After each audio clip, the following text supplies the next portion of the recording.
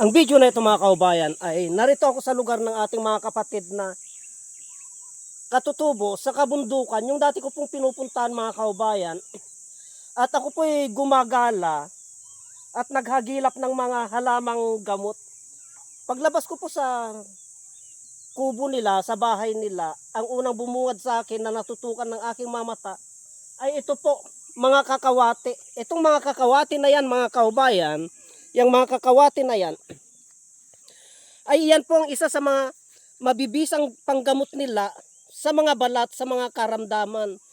Itong mga kakawati na ito. Kaya hindi po sila nawawalan ng mga kakawati na pananim. Nakapalibot po yan mga kaubayan. Nakapalibot po ang kakawati. Kasi po, kakawati po ang isa sa mga panglunas po nila sa karamdaman nila sa mga balat.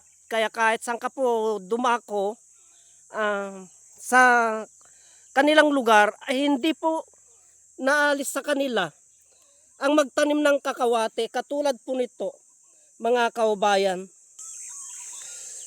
Itong kakawati na ito mga kaubayan, itong kakawati na ito, lapitan po natin, itong mga kakawati na ito, kaya hindi po nawawalaan ng, hindi po dinadapuan ng karamdaman sa balat ang ating mga kapatid na mga katutubo kasi ito po ang pinanglulunas nila kahit ano pong klaseng uri ng sakit sa balat. Yung kakawati na yan, kumukuha po ng dahon nito.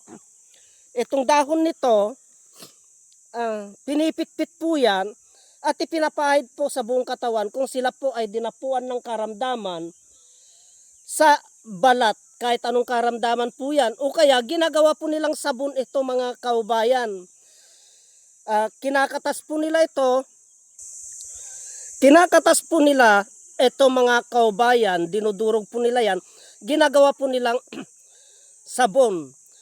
Pag malala po yung karamdaman nila sa balat, ang proseso po ng paggamit nila nito, binabayo po nila ito, pinapakatas po nila ito, binabayo po nila ito, sinasamahan po nila ng tawas. Tawas po mga kaubayan.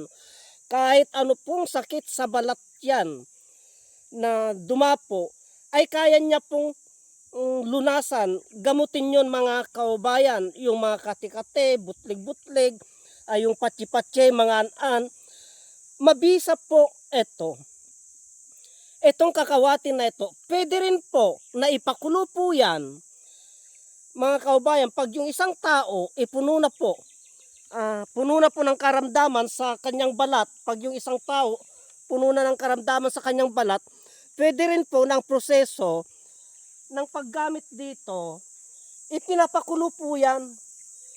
Ipinapakulo po yan, pag kumulunat po, pati balat po. Isinasama na po yung balat dyan mga kaubayan. Pag kumulo na po, ipinampapaligo po yan. Pag puno na po ng sakit sa balat, yung isang tao, mga kaubayan, magpakulo na po yan at pampaligo na po yan. Paliguan, mabisa po yan yung maaligamgam.